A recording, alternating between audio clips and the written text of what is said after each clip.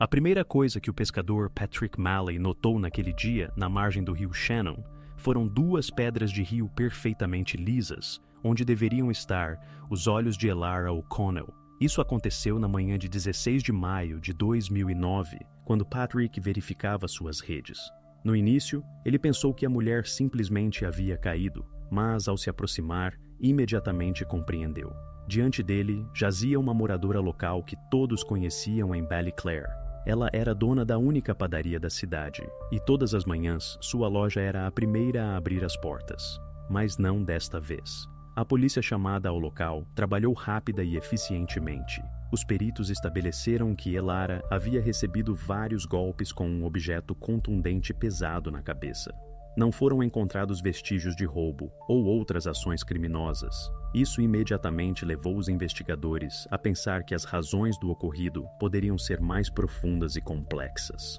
Os habitantes da cidade confirmaram que Elara caminhava todos os dias exatamente às 7 da tarde pela trilha ao longo do rio, sempre pela mesma rota e sempre com seu terrier Barney, mas agora não havia cachorro ao seu lado. Este fato imediatamente atraiu a atenção da polícia, já que o animal poderia ser uma testemunha importante dos eventos daquela tarde. O legista, após examinar o local, confirmou o principal. As pedras foram colocadas depois que Elara parou de dar sinais de vida, e alguém fez isso de maneira intencional e consciente. Em Ballyclare, uma pequena cidade onde todos se conhecem há anos, o ocorrido causou choque e inquietação. A polícia compreendia que era preciso agir rápida e cuidadosamente antes que os vizinhos começassem a suspeitar uns dos outros. Enquanto isso, a tarefa principal dos investigadores se resumia a uma coisa: entender onde estava agora o terrier Barney, o único que poderia ter visto o que realmente aconteceu naquela tarde junto ao rio Shannon. Elara O'Connell era conhecida por absolutamente todos em Ballyclare, e não apenas sabiam quem ela era, mas realmente a consideravam uma parte importante da vida da cidade. Todas as manhãs, ela abria as portas de sua pequena padaria na rua principal exatamente às 6 horas. Poucos minutos depois, entravam os primeiros visitantes, trabalhadores do turno noturno, donos de lojas vizinhas, estudantes e seus pais. Ela chamava cada um deles pelo nome, lembrava quem amava croissants e quem comprava apenas pão de farinha de centeio. A padaria O'Connell's Bakes não era simplesmente um lugar onde se vendia confeitaria. Neste estabelecimento, as pessoas se reuniam para conversar, discutir notícias, simplesmente trocar algumas palavras antes do dia de trabalho. Alguns moradores contaram depois aos investigadores que Elara sempre tentava ajudar. Podia dar confeitaria a crédito, ou até gratuitamente se alguém esquecesse o dinheiro. Muitos dos que vinham aqui todas as manhãs percebiam isso como um cuidado pessoal, e não simplesmente como a bondade do dono da loja. Os funcionários que trabalhavam na padaria confirmavam que Elara era uma pessoa exigente, mas justa. Se algum dos ajudantes errava uma receita ou estragava a massa, ela calmamente apontava o erro e mostrava como fazer corretamente. Nunca levantava a voz. Uma das funcionárias diria mais tarde aos policiais que na padaria simplesmente não se costumava brigar. Quaisquer disputas de trabalho eram resolvidas rápida e pacificamente, para que os visitantes não notassem nada. Fora de seu trabalho, Elara também era um exemplo para os vizinhos. As pessoas que viviam perto dela contavam que ela frequentemente varria sozinha a rua, em frente à sua casa e à padaria. Ela não esperava que os serviços municipais chegassem, simplesmente pegava a vassoura e fazia a limpeza, porque considerava que a cidade devia estar limpa. Em Ballyclare, se acostumaram a considerá-la parte da vida cotidiana comum. E quando naquela manhã a padaria não abriu, os moradores locais imediatamente sentiram que algo ruim havia acontecido. As pessoas começaram a se ligar, verificando se ela não estava doente, ou se não havia acontecido alguma circunstância familiar. No final, a notícia do que havia acontecido junto ao rio Shannon rapidamente percorreu toda a cidade. Os policiais que começaram a interrogar os moradores se depararam com uma situação em que ninguém tinha a menor ideia de quem poderia desejar mal a Elara. Os funcionários verificaram seus dados pessoais. Não havia dívidas, não havia conflitos com os vizinhos, não haviam sido apresentadas queixas. Ninguém conseguia se lembrar de um caso em que ela tivesse discutido com alguém na loja ou na rua. Nos protocolos foram registrados dezenas de depoimentos de diferentes pessoas, mas todos convergiam em uma coisa: a mulher levava uma vida absolutamente pacífica, e não havia uma única razão pela qual ela pudesse ser alvo de tal ataque. A investigação se deparou com o primeiro e muito sério problema: a ausência de motivo. Normalmente, quando ocorrem tragédias semelhantes, rapidamente aparece pelo menos uma pessoa sobre quem recai a primeira suspeita. Mas não neste caso.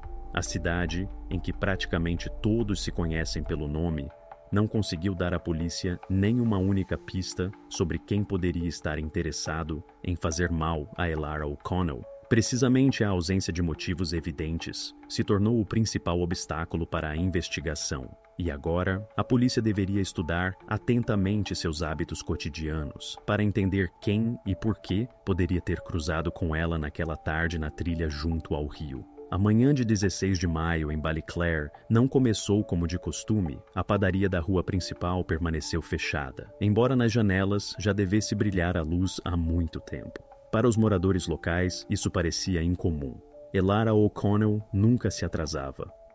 Às 6 da manhã, já havia clientes habituais esperando na porta, mas não havia ninguém atrás do balcão. As cortinas abaixadas, o letreiro não brilhava, escuridão no interior. Por volta das 6h15, a vendedora da padaria, não tendo esperado a patroa, ficou alguns minutos na porta e foi para casa buscar uma jaqueta, pensando que Elara simplesmente havia se atrasado. Mas meia hora depois, ficou claro: algo não estava certo. A mulher, que vivia segundo um horário, não poderia simplesmente dormir demais ou esquecer de abrir a loja. Às 7 da manhã, uma vizinha ligou para Elara no número fixo. O telefone tocou por muito tempo, mas ninguém atendeu. Tentou novamente alguns minutos depois. Novamente silêncio. Então ela foi à casa de O'Connell. O cachorro, que normalmente recebia cada transeunte com latidos altos, desta vez não dava sinais. A porta estava fechada. As janelas fortemente cobertas com cortinas. Às 7h30, uma notícia preocupante já havia se espalhado pela cidade. A padaria não estava aberta. Elara não respondia. Ao mesmo tempo, o pescador Sean Maguire, que frequentemente pescava no rio Shannon, desceu a velha ponte. Nesta trilha frequentemente passeavam os cidadãos, e ele havia visto Elara aqui mais de uma vez. Quando o homem contornou a curva junto à água, notou uma figura anormalmente imóvel sobre a grama. Sean se aproximou e imediatamente compreendeu que estava acontecendo algo terrível. Ele recuou alguns passos, tirou o telefone e ligou para o número 999. Sua voz na gravação é calma, mas se ouve que ele tenta se conter. Encontrei uma mulher na trilha junto à velha ponte. Parece ser Elara O'Connell. Ela não dá sinais de vida. Esta ligação se tornou o ponto de partida de todo o caso. Poucos minutos depois, chegou ao local a primeira patrulha. O território junto ao rio foi isolado. Criminologistas do distrito vizinho foram envolvidos na investigação.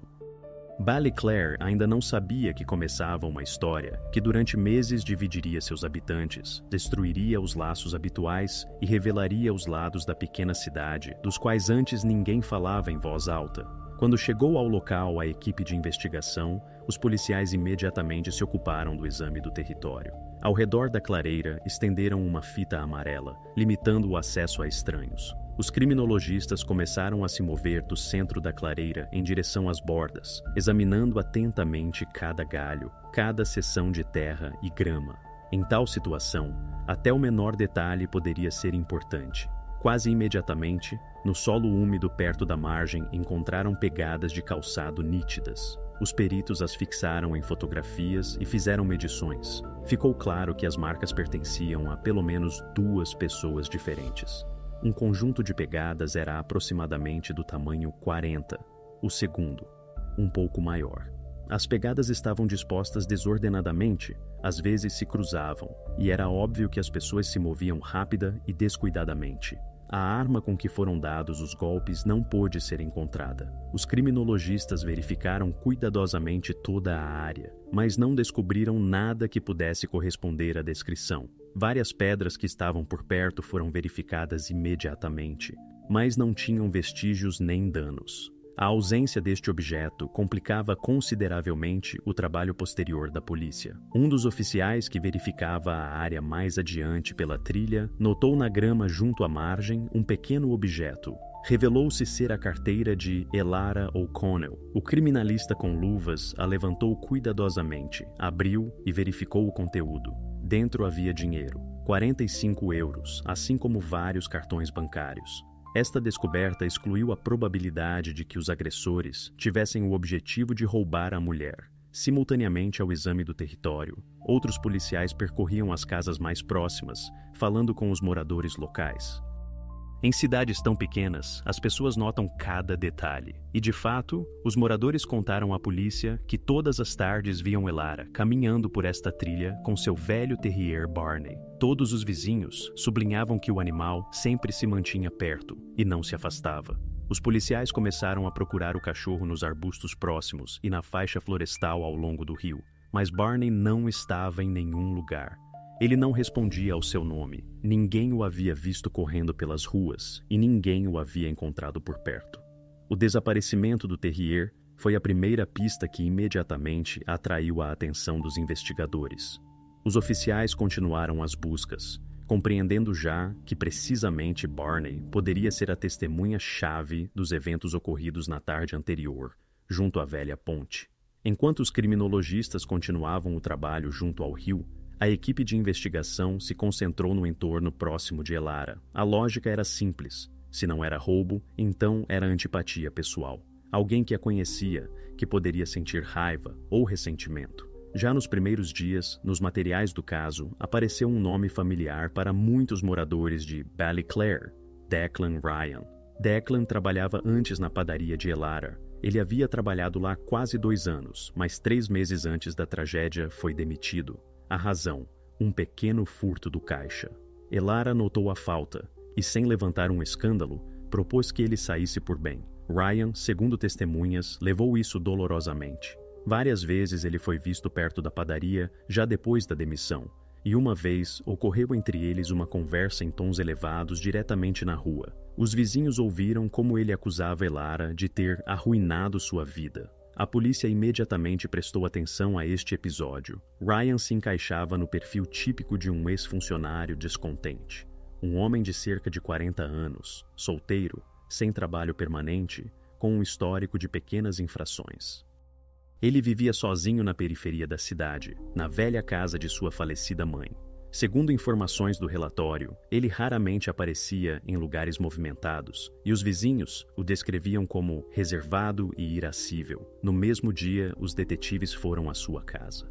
A casa parecia abandonada. No pátio, havia um carro velho sem placas. Declan não abriu a porta imediatamente, mas ao ver os policiais, não discutiu. Comportou-se calmamente, embora pela expressão do rosto se visse que esperava a visita. Respondeu às perguntas com segurança, negando qualquer envolvimento no ocorrido. Disse que na tarde, quando tudo aconteceu, estava na casa de sua irmã, na cidade vizinha, e até mostrou um recibo de um posto de gasolina no caminho para lá. Apesar disso, de qualquer forma o levaram à delegacia para um interrogatório formal. Os investigadores queriam verificar os detalhes: hora de saída, localização exata, contatos, com quem ele poderia estar em comunicação. Ryan não se opôs. Parecia entender que a suspeita em tal situação era inevitável. Neste momento, apareceu no caso a primeira pessoa que poderia ter um motivo. Declan Ryan se tornou a versão de trabalho principal da investigação. Suas conversas com os vizinhos, a história da demissão, a discussão com Elara e o comportamento geral depois de sua morte se compunham em uma cadeia compreensível e lógica. Tudo parecia indicar que a polícia finalmente tinha um ponto de referência concreto. Mas, em algumas horas de interrogatório e verificação de depoimentos, foi descoberto um detalhe que mudou completamente a direção da investigação. Ryan realmente havia saído da cidade na tarde de 15 de maio. Ele foi visto na estrada e depois na casa de sua irmã, onde permaneceu até a manhã. O recibo do posto de gasolina confirmou a hora de saída e a câmera do posto de gasolina registrou seu automóvel. Depois de verificar todos os fatos, os policiais compreenderam. Declan não poderia estar no local do crime. A suspeita foi retirada dele, mas isso deixou os investigadores em um beco sem saída. Eles novamente não tinham nem motivo nem suspeito, e a única coisa que poderia dar-lhes um novo rastro era o cachorro desaparecido de Elara, sobre o qual ainda não se havia conseguido descobrir nada. A verificação do álibi de Declan Ryan começou no mesmo dia em que o levaram à delegacia. Ele falava calmamente, não tentava se justificar, mas também não mostrava emoções especiais. Segundo Ryan, na tarde de 15 de maio, ele saiu de Ballyclare em direção a Ennis, uma cidade situada a cerca de 40 quilômetros. Lá vivia sua irmã mais nova, e naquela tarde a família se reunia em sua casa para celebrar um aniversário. Declan descreveu em detalhes a rota, a hora de saída e a parada no posto de gasolina onde comprou café e cigarros. O recibo que ele apresentou aos policiais estava datado da mesma tarde, aproximadamente 1 hora antes do tempo estimado em que Elara saiu para passear. Ele também mostrou um recibo de um pub em Ennis, onde pagou a conta de bebidas depois do jantar. Tudo parecia lógico, mas em casos semelhantes a polícia verifica cada palavra. A equipe operativa foi a Ennis e interrogou todos que puderam confirmar sua presença. 5 familiares, incluindo a irmã, declararam a mesma coisa. Declan chegou por volta das 8 da tarde e permaneceu com eles até a manhã. O barman do pub o lembrou imediatamente. O homem ficou na memória por ter deixado uma gorjeta grande e ter ficado muito tempo sentado no balcão, conversando com os locais. As gravações das câmeras do posto de gasolina confirmaram que seu carro realmente se movia pela estrada em direção a Ennis. Os investigadores cotejaram cuidadosamente os intervalos de tempo. Mesmo com os cálculos mais otimistas, Ryan fisicamente não poderia retornar a Ballyclare naquela tarde. Seu álibi revelou-se sólido, documentalmente confirmado e completamente concordante com os depoimentos das testemunhas. Depois disso, ele foi excluído da lista de suspeitos. Formalmente, o caso contra ele foi fechado e todos os materiais coletados foram transferidos para a parte arquivada da investigação. Para a polícia, isso foi um retrocesso. A primeira versão que parecia lógica se desmoronou em um dia. Dentro do departamento, começou novamente o trabalho do zero. Os oficiais revisavam fotografias, relatórios de peritos, resultados do exame da trilha junto ao rio. Faltava algo óbvio, um detalhe que deveria ter conectado tudo. Ao mesmo tempo, todos compreendiam que o assassinato não poderia ser casual. Alguém esperou Elara em sua rota habitual e sabia onde ela estaria. Os investigadores voltaram às velhas fotografias do local do crime e a um detalhe que no início pareceu insignificante: o terrier desaparecido Barney. Depois que o rastro de Declan se rompeu, a polícia voltou a prestar atenção ao animal. Possivelmente, precisamente ali, se escondia uma nova linha que poderia levá-los àqueles que realmente estavam na trilha, junto ao rio Shannon naquela tarde. Apenas alguns dias depois do ocorrido, ficou claro que os moradores de Ballyclare já não se sentiam seguros. Se antes à tarde a cidade se acalmava tranquilamente, agora as ruas se tornavam desertas imediatamente após o pôr do sol. Os vizinhos, que até pouco tempo deixavam tranquilamente as portas sem trancar, de repente começaram a verificar as fechaduras várias vezes por noite. A polícia sentiu rapidamente como havia mudado a atmosfera na cidade. Os oficiais de plantão na delegacia registraram um aumento brusco de chamadas dos moradores locais. As pessoas começaram a informar sobre qualquer movimento suspeito, mesmo o mais mínimo. Alguém viu um estranho perto da escola. Alguém notou um carro com placas estrangeiras. Alguém prestou atenção a uma pessoa que permanecia tempo demais parada na esquina da rua. A quantidade de tais chamadas durante a primeira semana depois do ocorrido cresceu 300%. Os policiais compreendiam que na maioria dos casos era um alarme falso, mas eram obrigados a verificar cada aviso. O dono da loja de ferragens local, que antes raramente vendia fechaduras, indicou nos relatórios da polícia que apenas em alguns dias depois da tragédia, as vendas de fechaduras de porta cresceram 5 vezes. As pessoas literalmente as tiravam das prateleiras, tentando proteger suas casas. Até aqueles que antes não usavam dispositivos de fechadura, agora instalavam especialmente ferrolhos adicionais. A vida da pequena cidade mudou bruscamente também por outro sinal. Se antes, após o anoitecer nas ruas, se podia ver grupos de adolescentes ou crianças brincando perto das casas, agora a cidade parecia extinta.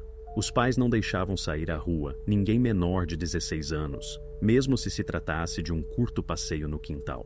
Muitas famílias começaram especialmente a acompanhar seus entes queridos ao trabalho e de volta, temendo a repetição da tragédia. O medo e a desconfiança abarcaram rapidamente Ballyclare. Se antes os moradores locais se comunicavam tranquilamente entre si, compartilhavam notícias e discutiam eventos cotidianos, agora as conversas se tornaram curtas e tensas. As pessoas começaram a evitar discutir o ocorrido, mas constantemente tentavam descobrir o que os outros pensavam. Os vizinhos se olhavam mutuamente com suspeita, embora não houvesse razões reais para acusações mútuas. Para a polícia, isso se tornou um problema, porque pistas reais na investigação continuavam sem aparecer. Para este momento, já haviam sido verificadas dezenas de chamadas de cidadãos e vários testemunhos falsos, mas nenhum movimento real para frente havia sido obtido pela investigação. Dentro da cidade começou a se formar uma atmosfera de tensão coletiva, na qual cada pessoa poderia se tornar um suspeito potencial aos olhos dos demais. A investigação tinha fotografias, protocolos de interrogatórios, resultados de perícias e interrogatórios de vizinhos, mas não havia nenhuma única indicação concreta sobre quem estava por trás do crime. Ainda não se havia encontrado o cachorro de Elara, e isso não deixava em paz os investigadores, que esperavam que precisamente este rastro os ajudaria a levá-los pelo caminho correto. Na manhã de 19 de maio, chegou ao telefone da polícia de Ballyclare uma ligação incomum. Ligava Michael Doyle, um fazendeiro local que vivia aproximadamente a 5 quilômetros fora da cidade. Michael informou que no território de sua fazenda havia encontrado um cachorro estranho. O cachorro estava exausto, mal se movia e estava quase sem movimento perto de um velho celeiro. Segundo o fazendeiro, o cachorro usava uma coleira com o nome de Barney. A polícia reconheceu imediatamente este nome. Assim se chamava o terrier de Elara O'Connell, que desapareceu na tarde de 15 de maio. Os investigadores foram imediatamente à fazenda. Quando os policiais chegaram ao local, Barney já estava sendo examinado por um veterinário local. O cachorro estava exausto. Evidentemente havia passado vários dias sem comida nem água, mas não foram encontradas feridas graves, nem outros vestígios evidentes de traumas. O animal estava desorientado, assustado, mas não mostrava agressividade. No entanto, durante o exame, o veterinário prestou atenção a manchas estranhas no pelo do terrier. Eram de uma cor azul brilhante, mal visíveis ao olho, mas claramente distinguíveis em um exame detalhado. As amostras de pelo foram enviadas imediatamente ao laboratório dos criminologistas para análise. Enquanto os investigadores esperavam os resultados, na delegacia voltaram a revisar os materiais dos últimos dias, verificando se Barney poderia ter entrado em contato com tal tinta em algum lugar. Um dos detetives lembrou que aproximadamente uma semana antes do incidente, chegou ao departamento um relatório sobre uma pequena infração relacionada com grafites. Na velha ponte de pedra, justamente não longe do lugar onde mais tarde encontraram Elara, alguém havia desenhado letras grandes e desenhos com exatamente a mesma tinta azul. No relatório, a patrulha policial indicou então que se tratava de vandalismo adolescente e não foram realizados esforços significativos para a investigação. Este caso foi considerado insignificante e adiado. No entanto, agora este fato adquiriu um significado completamente diferente. Quando chegaram os resultados da análise de laboratório, as coincidências foram confirmadas. A tinta no pelo de Barney e a tinta usada para fazer os grafites na ponte eram idênticas. Era uma tinta em aerossol industrial de cor azul brilhante, não a mais comum à venda.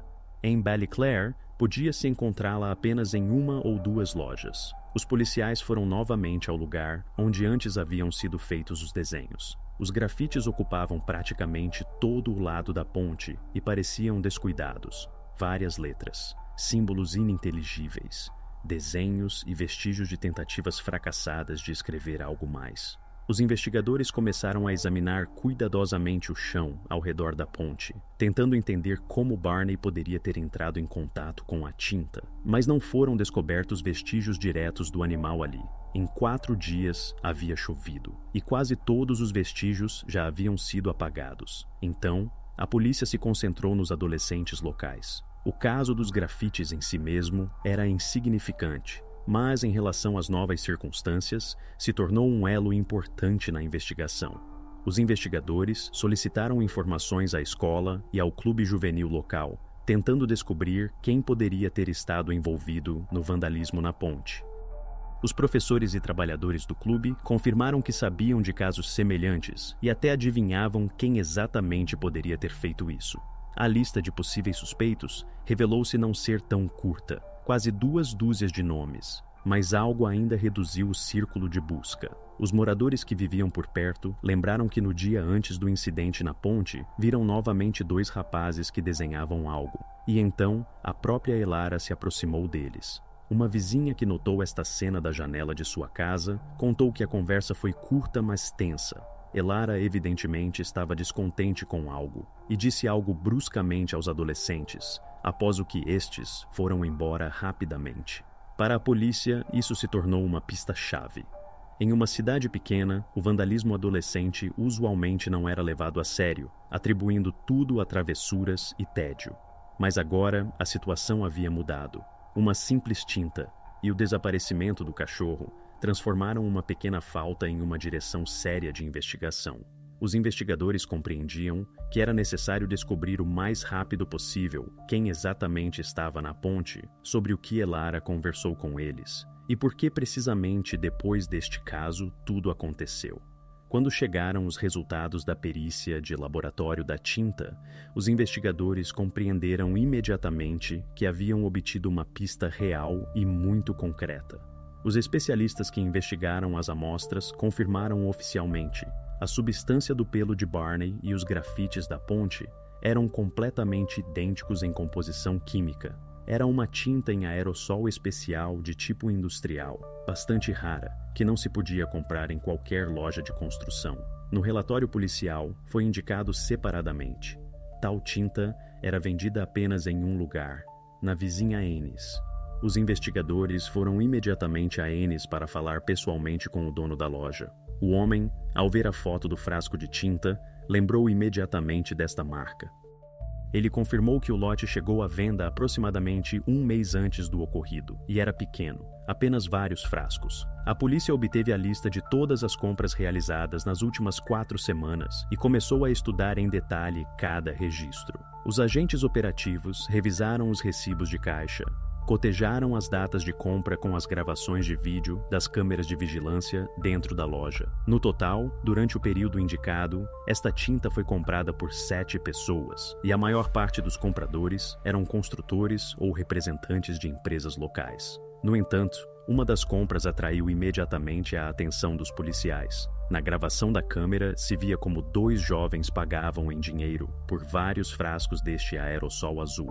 O vendedor notou que eles não pareciam trabalhadores profissionais, mas sim adolescentes ou estudantes. Os detetives retornaram a Ballyclare e começaram a verificar as identidades daqueles que pudessem corresponder às imagens do vídeo. Eles se dirigiram aos professores da escola local e logo descobriram que na gravação de vídeo estavam Liam Fitzgerald e Connor Murphy. Ambos os adolescentes viviam na cidade, estudavam juntos e, segundo os professores, nunca se distinguiram por faltas sérias. No entanto, seus nomes já figuravam nas listas elaboradas depois do interrogatório de testemunhas do incidente de grafites na ponte. A polícia começou cautelosamente a coletar informações sobre onde estavam Liam e Connor na tarde de 15 de maio. Revelou-se que naquela noite nenhum deles estava em casa. Os pais dos adolescentes não conseguiram confirmar com precisão sua localização, já que ambos declararam que estavam na companhia um do outro, passeando, e retornaram tarde para casa. Esta indefinição aumentou ainda mais as suspeitas dos investigadores. Os criminologistas, por sua parte, prepararam um relatório detalhado sobre a tinta, indicando nele não apenas as coincidências de composição química, mas também a coincidência exata da cor, tipo de pulverizador e particularidades da própria mistura em aerossol. Isso confirmava que a tinta no cachorro e na ponte provinha da mesma fonte, que agora era conhecida pela polícia. Os investigadores compreendiam que agora tinham bases suficientes para convocar oficialmente os adolescentes para interrogatório e realizar buscas em suas casas. Até este momento, a investigação consistia em suposições fragmentárias e detalhes indiretos, mas agora aparecia um rastro claro, tangível. Um simples frasco de tinta em aerossol azul transformou o episódio anteriormente insignificante do vandalismo na prova central do caso. Para a polícia, este foi um ponto de virada importante na investigação. Pela primeira vez, apareceu a possibilidade de sair dos limites das suposições e se aproximar daqueles que realmente poderiam estar perto de Elara na tarde do incidente. Agora, o principal era descobrir por que os adolescentes compraram esta tinta, o que faziam perto da ponte no dia antes da tragédia e por que foram vistos conversando com Elara de maneira tensa. Liam Fitzgerald e Connor Murphy estavam longe de ser os primeiros em quem os moradores de Ballyclare pensariam em relação a este caso. Ambos os adolescentes provinham de famílias locais respeitadas e eram considerados rapazes bastante decentes e educados. Seus pais eram conhecidos na cidade. O pai de Liam, James Fitzgerald, possuía um pequeno negócio de construção e gozava de boa reputação entre os vizinhos. O pai de Connor, Patrick Murphy, era subdiretor da agência local do banco. Em uma cidade assim, estes não eram simplesmente bons cargos, significavam respeito e autoridade. Na escola, os adolescentes estudavam bastante bem. Nenhum dos professores conseguia se lembrar de algo sério ou provocativo em seu comportamento.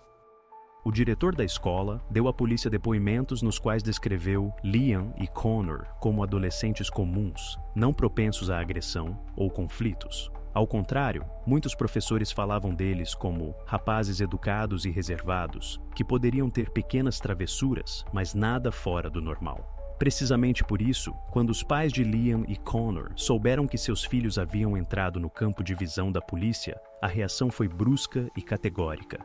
James Fitzgerald contatou imediatamente o jornal local e declarou que a polícia simplesmente tentava encontrar alguém para acalmar os cidadãos. E seu filho se tornou um alvo conveniente. Patrick Murphy enviou uma carta oficial à delegacia, onde chamou as ações da polícia de injustificadas e prejudiciais para a reputação das famílias. Os pais dos rapazes acusaram abertamente os órgãos de segurança de terem começado uma caça às bruxas. A tensão na cidade se tornou ainda mais perceptível. Os moradores de Ballyclare se dividiram. Uns apoiavam a polícia, considerando que qualquer pista deveria ser verificada, e outros estavam completamente do lado das famílias dos adolescentes. Os familiares de Liam e Connor até organizaram um pequeno grupo de apoio que começou a se manifestar contra o que chamaram de abuso policial. Na cidade onde todos se conheciam, tais acusações e protestos apenas intensificaram a atmosfera ansiosa. Apesar da crescente pressão por parte do público e os protestos oficiais dos pais, a polícia continuou verificando metodicamente os fatos. Os investigadores interrogaram novamente as testemunhas, precisaram as rotas dos adolescentes no dia da compra da tinta e voltaram novamente à gravação de vídeo da loja em Ennis. Nenhum outro comprador de tinta em aerossol correspondia à suspeita. Todos tinham razões claras e verificáveis para a compra. No final, a investigação reuniu materiais suficientes para solicitar permissão oficial para buscas nas casas dos Fitzgerald e dos Murphy. O juiz, após examinar os documentos apresentados, determinou emitir mandados para realizar operações, apesar da indignação de ambas as famílias. Os pais insistiam que a polícia simplesmente tentava encontrar alguém para fechar o caso mais rápido, e insistiam que os investigadores não encontrariam nada. No entanto, a decisão foi tomada. Os policiais se preparavam para realizar as buscas, compreendendo o quão importante era realizar este procedimento cuidadosa e atentamente. Todos compreendiam que a cidade observava atentamente cada passo da investigação, e qualquer ação incorreta poderia levar a graves consequências.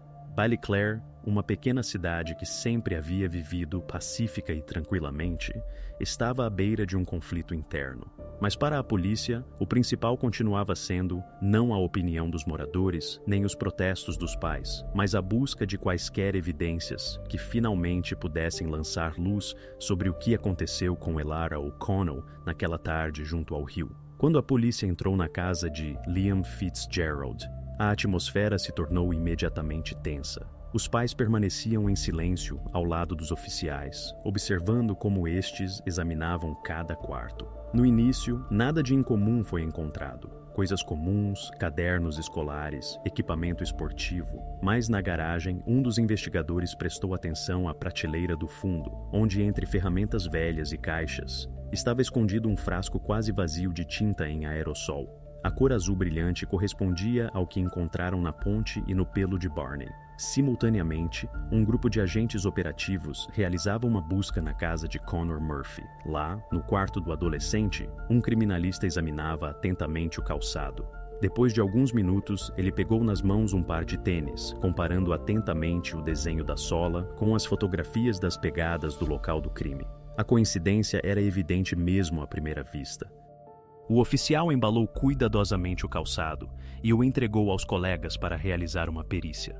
Os pais de ambos os adolescentes estavam presentes durante as buscas e pareciam desconcertados. James Fitzgerald repetia que o frasco não provava nada e que Liam poderia tê-lo usado para qualquer trabalho doméstico. Patrick Murphy negava que Connor tivesse saído de casa naquela tarde, insistindo que seu filho nunca teria feito nada semelhante. Ambos os pais tentavam convencer a polícia de que havia ocorrido um erro e que seus filhos eram acusados injustamente do que não haviam cometido. Enquanto isso, os investigadores começaram a interrogar colegas de classe e conhecidos de Liam e Connor para obter uma imagem mais clara do que havia estado acontecendo nos últimos dias antes da tragédia. Um dos amigos da escola contou à polícia que viu como no dia antes do ocorrido, 14 de maio, Liam e Connor estavam na trilha junto à velha ponte. Segundo ele, eles desenhavam algo na parede de pedra quando Elara apareceu. Entre ela e os adolescentes, surgiu uma disputa emocional. Elara evidentemente estava descontente. Falava alto e claramente que informaria tudo aos pais.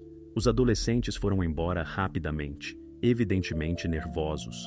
Outras testemunhas que viviam por perto confirmaram esta versão. A vizinha de Elara deu novamente depoimentos, acrescentando novos detalhes. Segundo ela, os adolescentes naquela tarde estavam irritados e até agressivos. Connor respondia alto a Elara, afirmando que era apenas diversão e que nada grave havia acontecido. E Liam parecia assustado e persuadia o amigo a ir embora o mais rápido possível. Estes depoimentos se tornaram o momento decisivo. Os investigadores finalmente viram um possível motivo: o medo dos adolescentes diante da reação dos pais. Em uma cidade pequena como Ballyclare, a autoridade da família e a reputação dos pais significavam muito.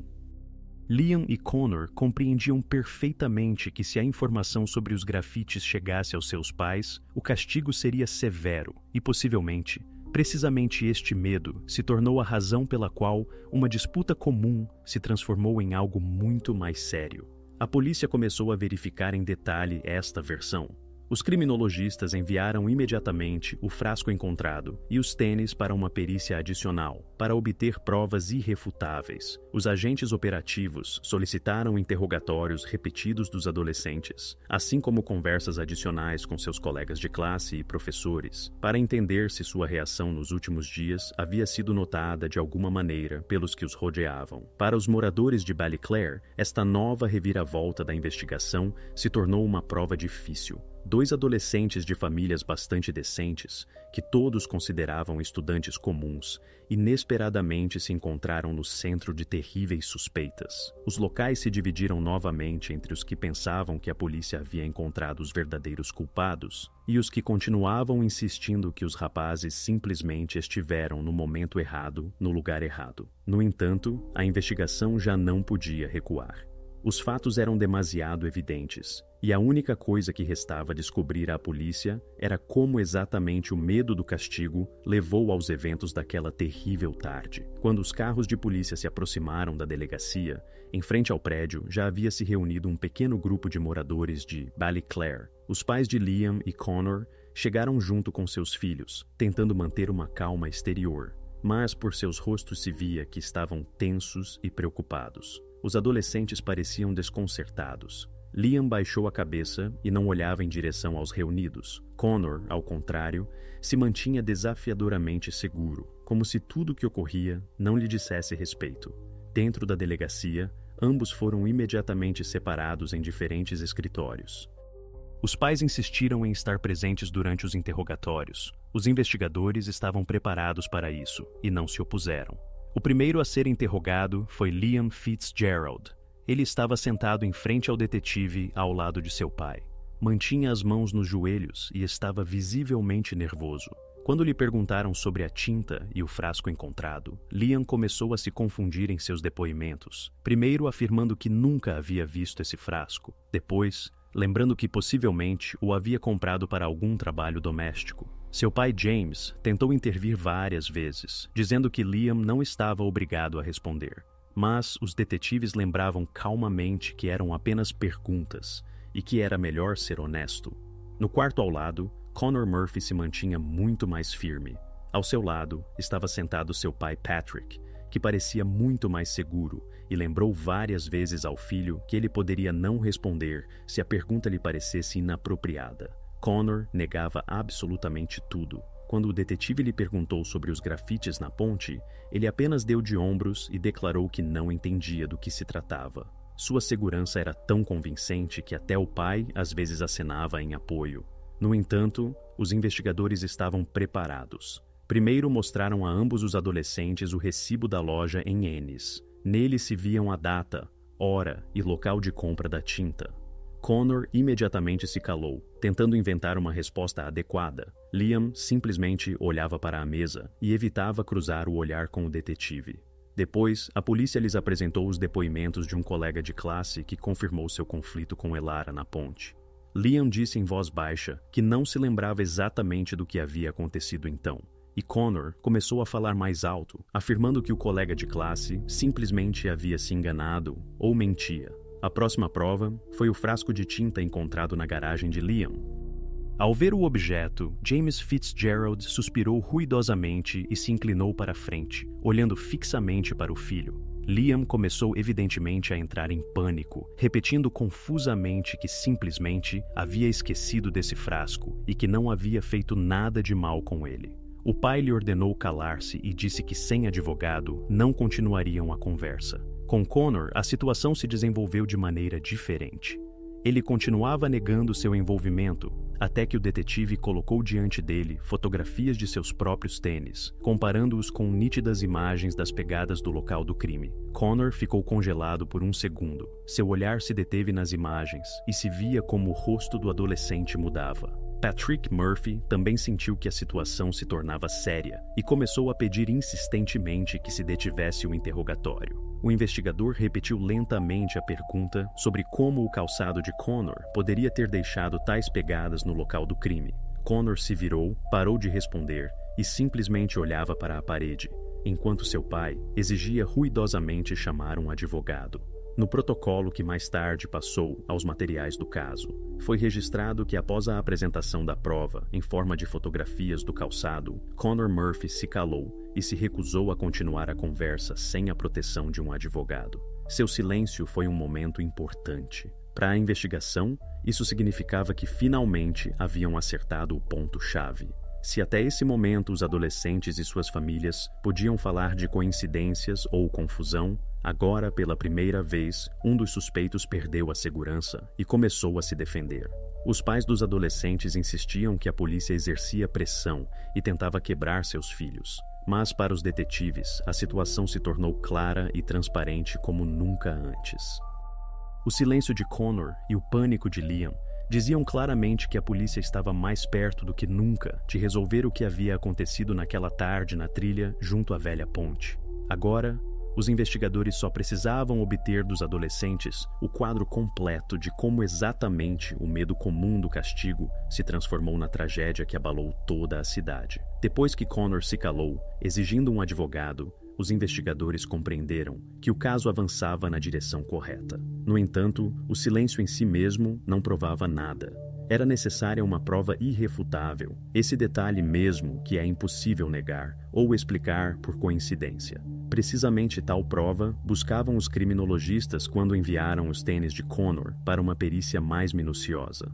Alguns dias depois, os resultados estavam prontos. Os peritos realizaram uma análise química detalhada do solo, que ficou no calçado do adolescente. Este não era simplesmente um passo formal. O solo pode contar muito, especialmente se sua composição é única e específica. E assim resultou. O solo na sola do calçado coincidia completamente com as amostras tomadas no lugar onde foi encontrada Elara. Era uma mistura especial de solo argiloso e arenoso, característica apenas de uma pequena seção junto à velha ponte. Os criminologistas sublinharam em sua conclusão que em um raio de 5 quilômetros ao redor de Ballyclare não se encontra em nenhum outro lugar um tipo de solo semelhante. A conclusão do laboratório foi enviada imediatamente ao advogado da família Murphy. Quando viu o documento, sua expressão facial deixou claro quão séria havia se tornado a posição de seu cliente. Ele imediatamente foi aos seus protegidos para discutir a situação que se havia criado. A reunião do advogado com a família de Connor durou quase 1 hora, e durante este tempo, o adolescente praticamente não pronunciou palavra, ouvindo em silêncio como os adultos tentavam entender a situação, que se havia tornado sem saída. Enquanto isso, a polícia se preparava para a próxima etapa. Os investigadores compreendiam que agora tinham todas as provas para terminar a investigação e apresentar acusações, mas queriam ouvir precisamente dos suspeitos como haviam ocorrido realmente esses eventos. A atmosfera na cidade continuava tensa. Os moradores sabiam que a polícia estava perto do desfecho e esperavam notícias com ansiedade e impaciência.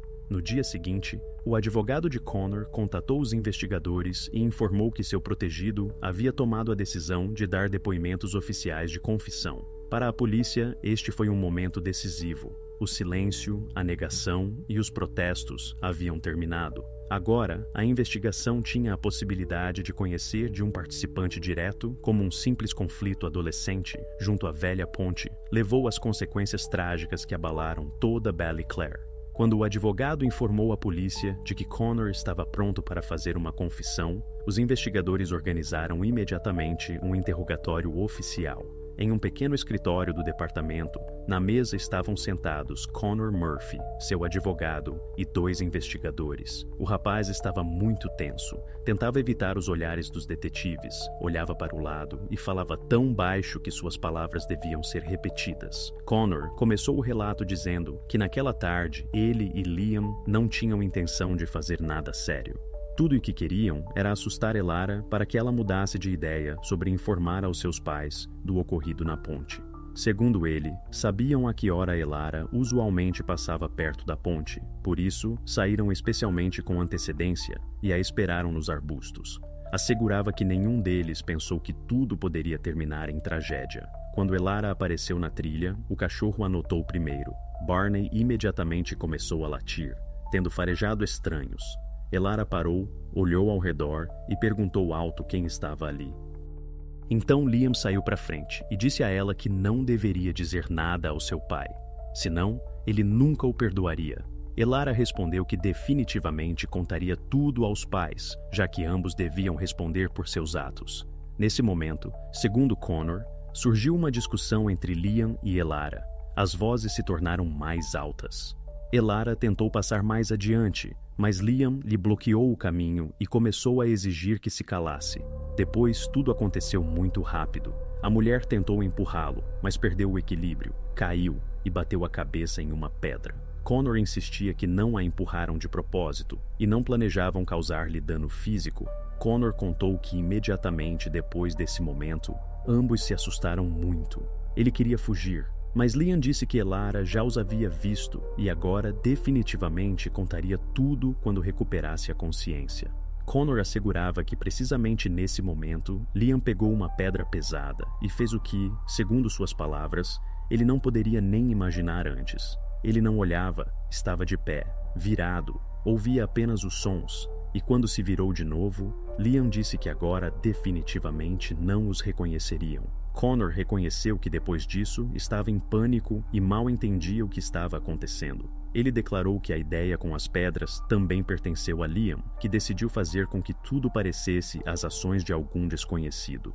Repetia que ele mesmo não tocou em nada nem em ninguém depois da queda de Elara. Apenas ficou parado, esperando que tudo terminasse. Depois da confissão de Connor, os investigadores convocaram novamente Liam para um interrogatório repetido.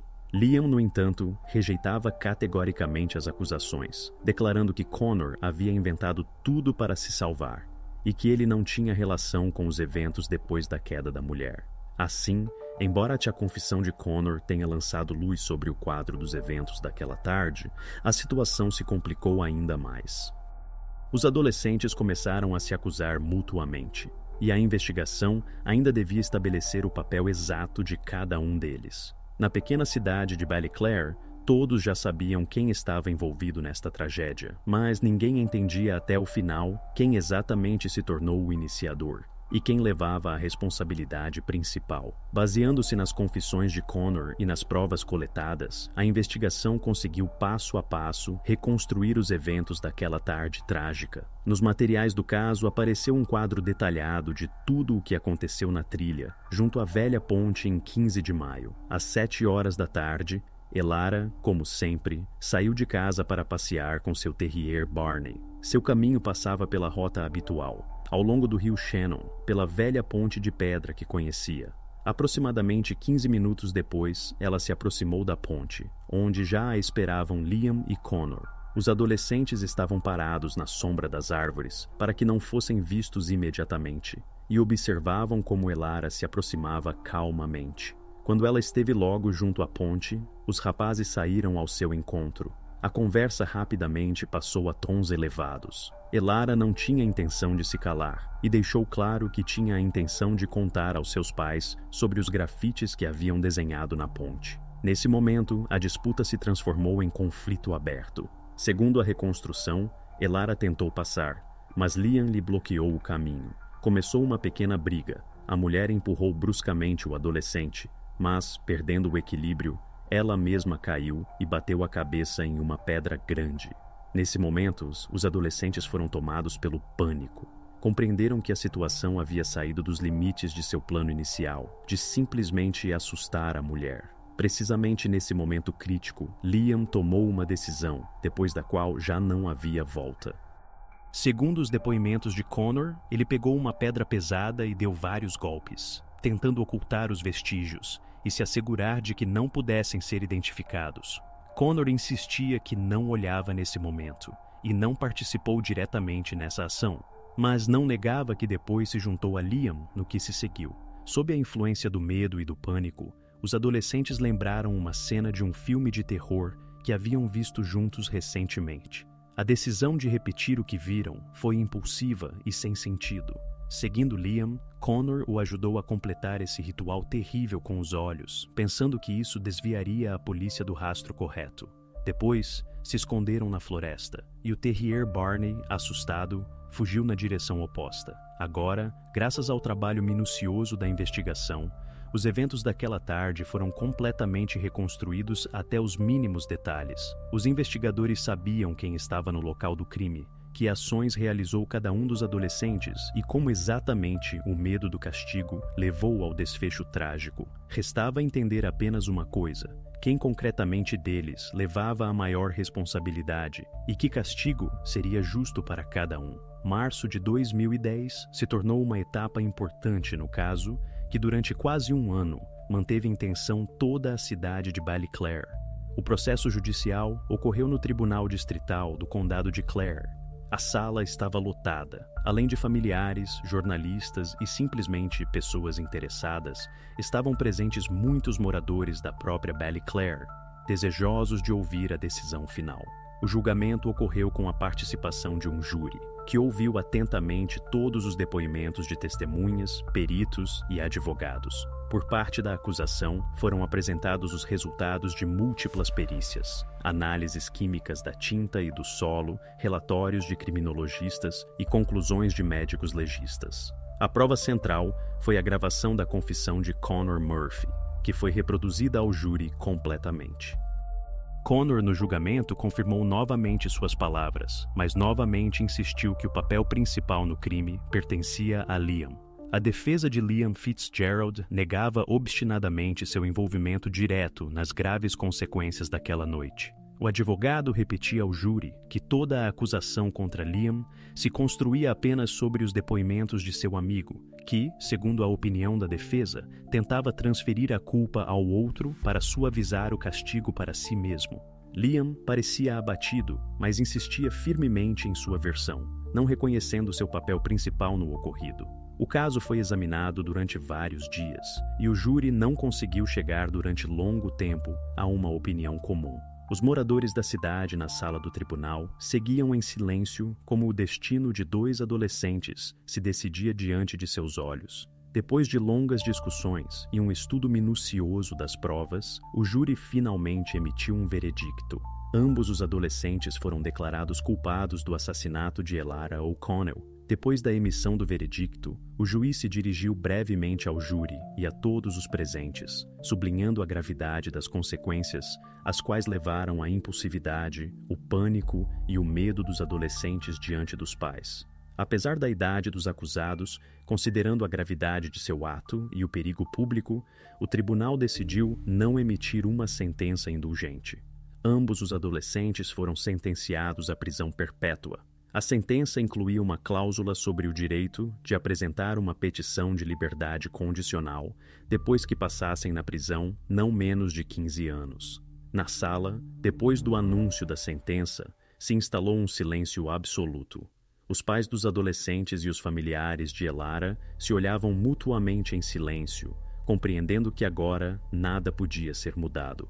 A cidade de Ballyclare ouviu a sentença, mas poucos sentiram alívio. Sim, a justiça havia triunfado, mas o preço revelou-se ser demasiado alto. O caso foi oficialmente fechado. No entanto, as perguntas às quais ninguém obteve respostas até o final ficavam no ar. Agora, restava apenas esperar como viveriam com isso todos os que se encontraram envolvidos neste terrível caso. Depois do julgamento, Ballyclare mudou para sempre. A padaria de Elara não voltou a abrir nunca mais. Suas portas permaneceram fechadas para sempre. As famílias de Liam e Connor não conseguiram suportar a pressão dos moradores locais e logo saíram da cidade. Suas casas foram vendidas a desconhecidos que não sabiam nada do passado. A ponte, junto à qual aconteceu o incidente, os locais a rebatizaram em honra de Elara. Agora, é conhecida por todos como a Ponte de Elara, e as pessoas a contornam como se tentassem esquecer daquela tarde. O caso dos Olhos de Pedra do Rio Shannon se tornou símbolo de como o medo, o pânico e um único erro podem destruir a vida de toda uma cidade. Ninguém em Ballyclare conseguiu mais voltar à vida anterior.